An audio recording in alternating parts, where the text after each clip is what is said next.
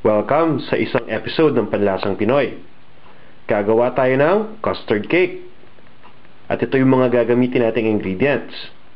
Para sa custard, kailangan natin ng eggs, fresh milk, condensed milk, at granulated sugar. Ito naman yung mga ingredients para sa cake. Cake flour, egg yolks, milk diluted in water, granulated sugar, baking powder, at lemon rind. At para naman sa meringue, ito yung mga ingredients. Egg whites, granulated sugar, at cream of tartar. At since custard cake yung gagamitin natin, kailangan din natin gumawa ng caramel. So, gagamit ulit tayo ng additional granulated sugar.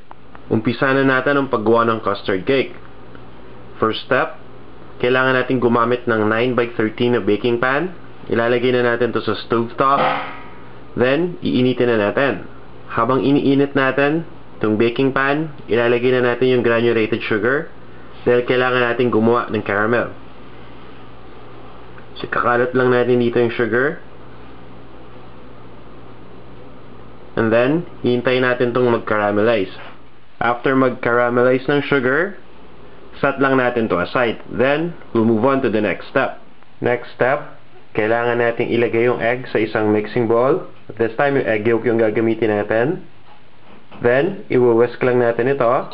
After whisking the egg, ilalagay na natin yung condensed milk.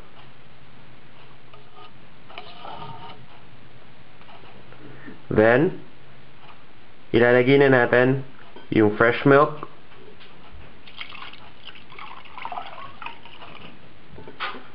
Then, hahaluin natin ulit. Siguraduhin lang natin na nahalo na natin mabuti itong mga ingredients na to. Next, ilalagay na natin yung sugar. And, stir natin ulit. Just make sure na dahan-dahan lang yung pag-stir natin para hindi magbula masyado. After nating ma-mix completely yung mga ingredients, ilalagay na natin yon dito sa kaninang pan or baking pan na meron na tayong caramel.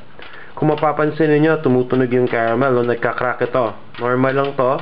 So huwag kayong matatakot kapag napapansin niyo na nagka-crack na yung caramel. Ibig sabihin, lumalamig lang yan. Later on, ibibake naman natin to. So maluluto to ulit. So ilalagay na natin yung kaninang ginawa natin na custard. After nating malagay yung custard, isi-set aside muna natin to. And we'll move on to the next step. Next, gagawin naman natin yung cake. Gagamit ulit tayo ng egg yolks. Ilalagay natin sa isang mixing bowl. And then, bibit ulit natin. Habang binibit natin yung eggs, ilalagay natin unti-unti yung sugar. And then, beat natin ulit.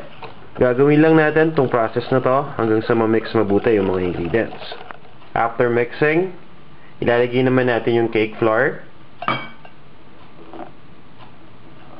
Alternate yung paglagay natin sa cake flour and dun sa milk na diluted sa water. So, naglagay tayo ng konting cake flour.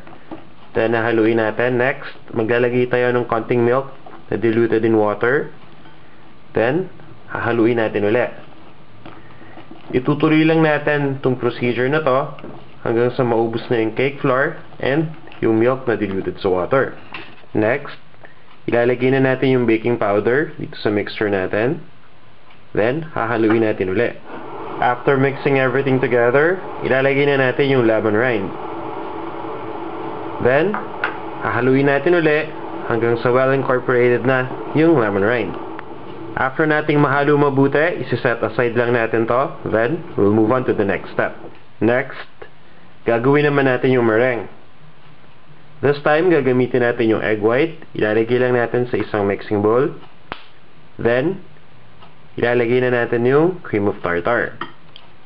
Gagamitan lang natin ng electric mixer. And then, mimix na natin to.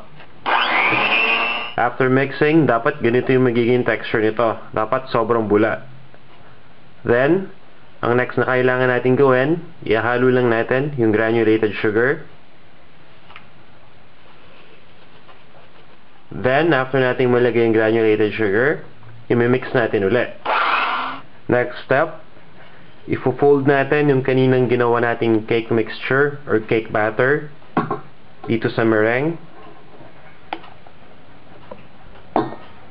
So, yung paggawa natin dito, unti-unti lang natin ilalagay yung cake batter. Then, hahaluin natin mabuti. Then, afterwards, maglalagay ulit tayo ng cake batter. So, gagawin lang natin yung procedure na yun hanggang sa totally na-combine na natin yung dalawang ingredients. After nating ma-fold mabuti, yung cake batter and yung meringue, ito-transfer na natin yun dito sa baking pan na nilagyan na natin kanina ng mixture ng custard. Next, kailangan lang natin ng isang roasting pan. Ilalagay lang natin yung rack niya. Then, maglalagay tayo ng hot water. After this, ilalagay na natin yung cake pan dito sa taas ng rack ng roasting pan. Ilalagay na natin to sa oven and ibibake na natin. Para sa exact measurements ng mga ingredients, bumisita lang kayo sa panlasangpinoy.com. Ito na ang ating custard cake.